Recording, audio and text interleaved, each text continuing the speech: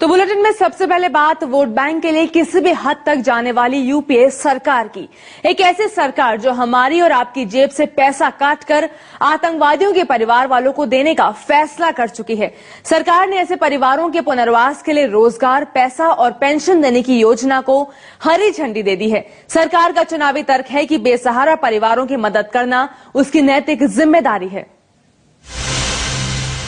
पिछले 15 सालों में जम्मू कश्मीर में सुरक्षा बलों के सैकड़ों जवान मारे गए, लेकिन उनकी जान की केंद्र सरकार के लिए कोई कीमत नहीं है। कीमत है भी तो उन आतंकवादियों की जो सुरक्षा बलों की गोलियों का निशाना बने, जो देश में खून की होली खेलने की साजिश रच रहे थे। केंद्र सरकार की चली तो अब इन आतंकवादियों के परिवार वालों को सरकारी खजाने से मदद दी जाएगी। उन्हें नौकरी का तोहफा भी मिलेगा और जरूरत पड़ी तो एक मुश्त रकम देकर भी सरकार पूरी मदद करेगी। यानी केंद्र सरकार ने उन जवानों की आत्माओं को तार तार कर दिया जो आतंकवादियों के हाथों मारे गए, जिन लोगों ने इन आतंकवादियों की घिनौनी हरकतों को खुद भोगा है, जिन्होंने अपने परिवार का कोई सदस्य, कोई अपना खो दिया है। क्या वो केंद्र सरकार के लिए कोई मायने नहीं रखते? पुनर्वास के नाम पर क्या आतंकवादियों के परिवार ही मिले थे? मुमकिन है आतंकवादियों की करतूत से उनके घर वालों का कोई लेना देना ना हो, फिर भी आतंकवादियों ने तो देश पर ही वार किया है। उनके परिवार को इनाम देने की क्या जरूरत है?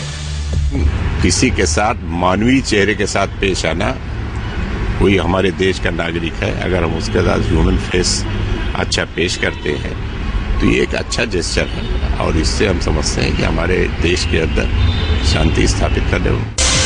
एक अनुमान के मुताबिक जम्मू कश्मीर में अब तक लगभग 70,000 आतंकवादी मारे गए हैं। यानी अब इनके परिवार की पूरी जिम्मेदारी भी केंद्र सरकार ही उठाएगी। हालांकि सरकार ने अब तक ये साफ नहीं किया है कि वो आतंकवादियों के परिवारों को कितनी और कैसे मदद करेगी। लेकिन 23 जनवरी को प्रधानमंत्री मनमोहन सिंह, केंद्रीय गृह मंत्री शिवराज पाटिल, जम्मू कश्मीर के मुख्यमंत्री गुलाम नबी आजाद और राष्ट्रीय सुरक्षा सलाहकार एम.के. नारायणन के बीच हुई एक बैठक में ये फैसला हो चुका है। सरकार की दलील है कि आतंकवादी भटके हुए नौजवान हैं और उनकी काली करतूतों का खामियाजा उनके परिवार वाले भुगते ये मुनासिब नहीं है। लेकिन सरकार के पास इस सवाल का कोई जवाब नहीं है कि फिर वो ये हमदर्दी सिर्फ कश्मीर के आतंकवादियों के साथ ही क्यों दिखा रही है, और क्या आने वाले वक्त में वो देश के दूसरे इलाकों के उग्रवादियों, नक्सलवादियों और बड़े अपराधियों के परिवार वालों के साथ भी ऐसी ही हमदर्दी दिखाएगी। पिछले 20 सालों में घाटी में आतंकवादियों के हाथों 30,000 से ज्यादा बेगुनाहों की हत्या हुई है। पिछले 3 साल के आंकड़ों को ही देखें तो सुरक्षा बलों के 455 जवान भी शहीद हुए।